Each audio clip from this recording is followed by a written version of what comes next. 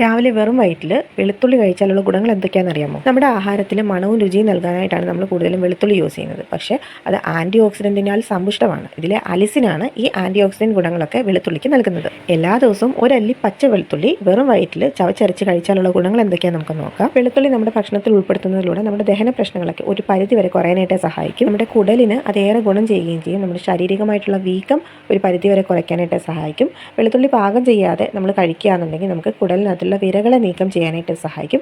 മാത്രമല്ല നമ്മുടെ ശരീരത്തിൽ മോശം ബാക്ടീരിയകളെ നശിപ്പിക്കുകയും നമ്മുടെ കുടലിന് നല്ല ആരോഗ്യത്തോടെ ഇരിക്കാനായിട്ട് സഹായിക്കുകയും ചെയ്യും. കുടലിലെ നല്ല ബാക്ടീരിയകളെ സംരക്ഷിച്ച് നിർത്തുകയും ചെയ്യും. ഈ വെളുത്തുള്ളിയിൽ ഉയർന്ന അളവിൽ ആൻറ്റി ഓക്സിഡൻറ്റുകൾ ഉള്ളതിനാൽ നമ്മുടെ വെളുത്തുള്ളി ശ്വാസകോശം, പോസ്ട്രേറ്റ്, മൂത്രസഞ്ചി, ആമാശയം, കരൾ, വൻകുടൽ തുടങ്ങിയ സംബന്ധമായിട്ടുള്ള ക്യാൻസർ സാധ്യതകളെ ഒരു പരിധി വരെ അത് പ്രതിരോധിക്കും. വെളുത്തുള്ളിയുടെ ആൻറ്റി ബാക്ടീരിയൽ പ്രവർത്തനം പെപ്റ്റിക് അൾസറിനെ തടയാനായിട്ട് സഹായിക്കും.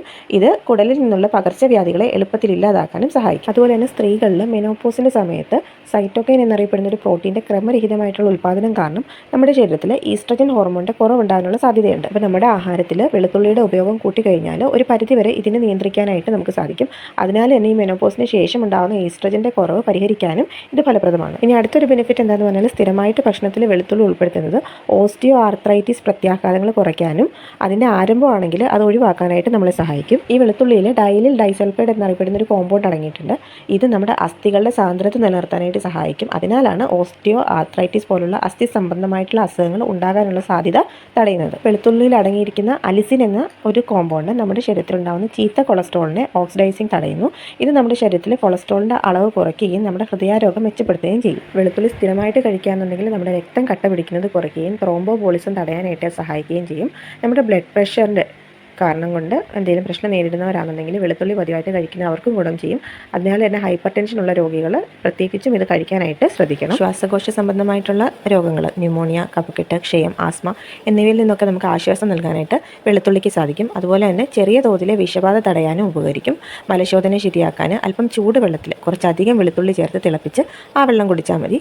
ചെവിവേദനയ്ക്ക് വെളുത്തുള്ളിയുടെ 1-2 ഡ്രോപ്പ് നീര് ചെവിയിൽ ഒഴിക്കുന്നത് നല്ലതാണ്. ഹൃദ്രോഗം തടയാനും കരൾ, ബ്ലാഡർ എന്നിവയുടെ പ്രവർത്തനത്തെ കാര്യക്ഷമമാക്കാനും വയറിളക്കത്തിന് മികച്ചതാണ് ഈ വെളുത്തുള്ളിയുടെ പ്രയോഗം. നമ്മൾ നേരത്തെ പറഞ്ഞ പോലെ പ്രമേഹത്തെ നിയന്ത്രിക്കാനും തലച്ചോറിൻ്റെ ആരോഗ്യത്തിനുമൊക്കെ ഇവ ഗുണം ചെയ്യും.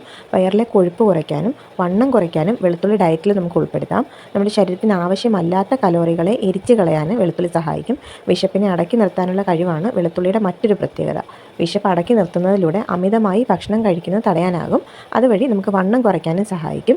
ഇതിനായിട്ട് വെറും വയറ്റിൽ പച്ചയ്ക്ക് വെളുത്തുള്ളി കഴിക്കണമെന്നാണ് ന്യൂട്രീഷന്മാർ പറയുന്നത്. തുമ്മൽ, ജലദോഷം, ചുമ എന്നിവയുടെ ലക്ഷണങ്ങളുടെ തീവ്രത കുറയ്ക്കാനായിട്ട് വെളുത്തുള്ളിക്ക് കഴിയും.